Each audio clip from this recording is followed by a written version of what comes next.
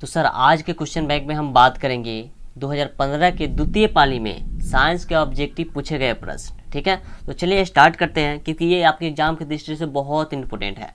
आपको question bank कैसे न कैसे करना ही पड़ेगा, चाहे आप जैसे भी हो सकता है, आप बुक से करें या इस वीडियो के द्वारा करें, लेकिन आपको क्वेश्चन बैंक पढ़ना ही पड़ेगा अगर आपको अच्छा मार्क्स लाना है तो चलिए शुरू करते हैं। आप वीडियो को क्या करेंगे, शुरू से अंत तक देखेंगे। ठीक है, तो पहला प्रश्न इसमें है, लघुपथ के समय परिपथ में विद्युत धारा का मान होगा सर। ए में है बहुत अधिक, बी में है बहुत कम, सी में है 3 एम्पियर और डी में है 4 एम्पियर। सर इसका ऑप्शन क्या हो जाएगा, तो बहुत कम होता है, ध्यान रखेंगे क्या होगा ऑप्शन, तो बहुत कम, यानी कि बी नंबर हो जाएगा। दूसरा प्रश्न है, प्रकाश के परावर्तन के कितने नियम है। ये बार बार प्रश्न पूछे गए हैं, प्रकाश के परावर्तन के कितने नियम हैं, 1 2 3 4। क्या होगा sir option A B C D. Sir ध्यान में रखेंगे प्रकाश के परावर्तन 2 होते हैं, यानी कि ऑप्शन नंबर बी हो जाएगा। अगला प्रश्न है, किसी बल्ब से 220 वाट पर 2 एम्पियर की धारा प्रवाहित होती है तो फिलामेंट का प्रतिरोध होगा सर। ऑप्शन दिया गया है ए में 55 ओम, बी में 110 ओम, सी में है 220 ओम और डी में है 440 ओम। सर इसका ऑप्शन की बात करें तो ऑप्शन नंबर होगा 220 ओम, याद रखेंगे ऑप्शन नंबर सी होगा। अगला प्रश्न है, किसी माध्यम के अपवर्तनांक का मान होता है सर। पिछले वीडियो में हम लोग पढ़ चुके हैं, यानी कि 2014 के क्वेश्चन में हम लोग देख चुके हैं।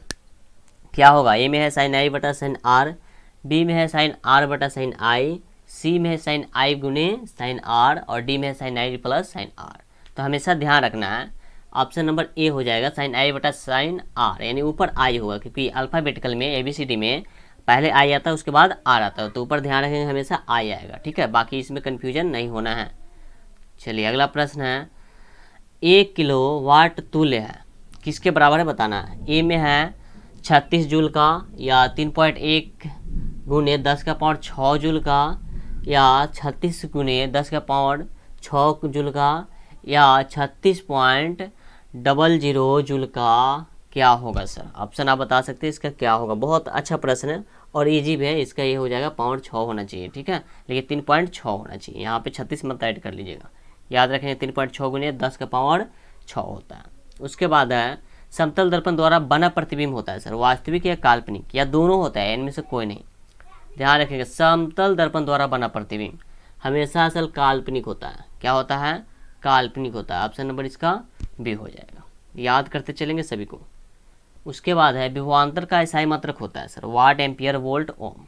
विभवांतर का इकाई मात्रक क्या होगा, वाट होगा या एम्पियर होगा, वोल्ट होगा या ओम होगा सर। तो ध्यान रखेंगे वोल्ट होगा। क्या होगा, वोल्ट होगा, यानी कि इसको याद कर लेंगे, वोल्ट होगा ऑप्शन नंबर सी।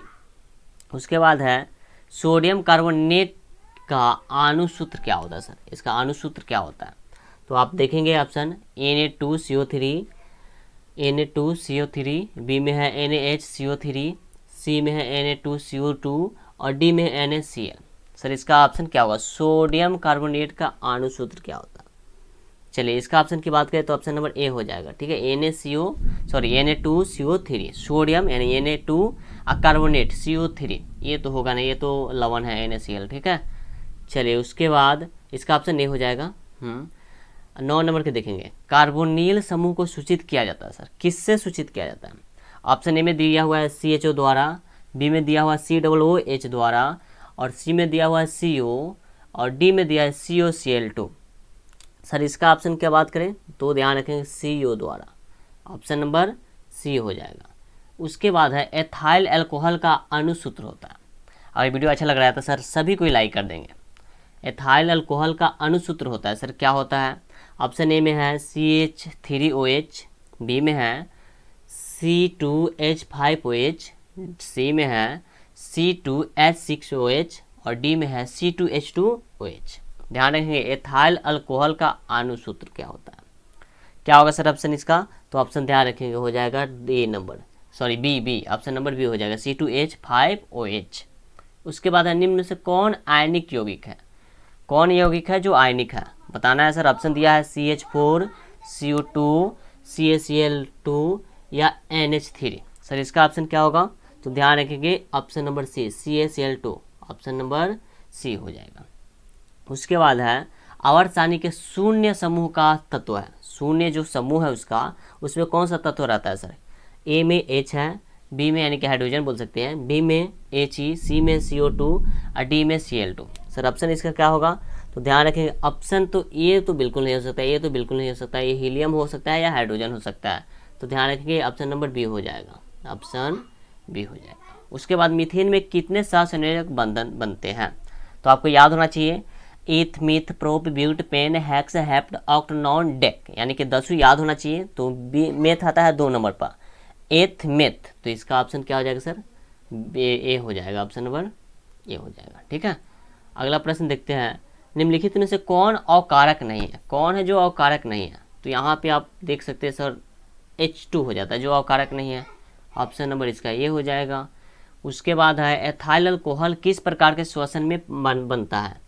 एथाइल अल्कोहल किस प्रकार के श्वसन में बनता है? अवायवीय, अवायवीय या दोनों, या इनमें से कोई नहीं? क्या होगा सर? सभी कोई जवाब देंगे, इसका ऑप्शन क्या हो जाएगा? तो ऑप्शन इसका बी हो जाएगा, अवायवीय, ऑप्शन नंबर बी हो जाएगा। अगला प्रश्न है, किसमें अलैंगिक जनन मुकुलन द्वारा होता है?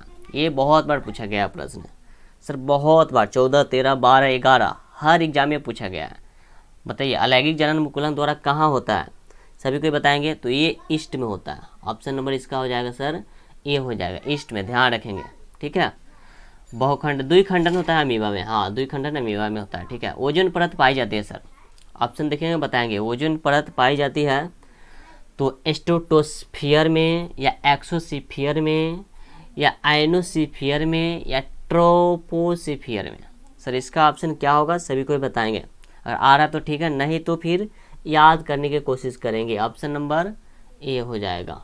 अगला प्रश्न है, प्रागकोश में पाया जाता है? सर ये भी बहुत इंपॉर्टेंट क्वेश्चन है। दलपुंज में, परागकण में या स्टिग्मा में या इनमें से कोई नहीं? सर प्रागकोश हमेशा परागकण में पाया जाता है, ऑप्शन नंबर इसका बी हो जाएगा। अगला प्रश्न, ग्वाइटर अथवा घेंघा पनपता है कौन सी के कमी से? सर ग्वाइटर तथा घेंघा पनपता है तो चीनी की कमी से या आयोडीन की कमी से या रक्त की कमी से या मोटापा की कमी से? सर इसका ऑप्शन बताएंगे सभी कोई। हाँ, तो इसका क्या होता है? ग्वाइटर अथवा घेंघा पनपता है तो होता है आयोडीन की कमी से। ठीक है, उसके बाद है द ओरिजिन ऑफ स्पेसीज नामक पुस्तक किसने लिखी है? सर डार्विन, ऑपेरिन या लेमार्क या इनमें से कोई नहीं? सर इसका ऑप्शन क्या हो जाएगा? तो ऑप्शन नंबर ए हो जाएगा, डार्विन। ठीक है, चलिए फिर मिलते हैं अगले वीडियो में, तब तक के लिए इतना ही। अगर चैनल पर नया है तो सब्सक्राइब कर लीजिए और वीडियो को लाइक कर देना है। ठीक है।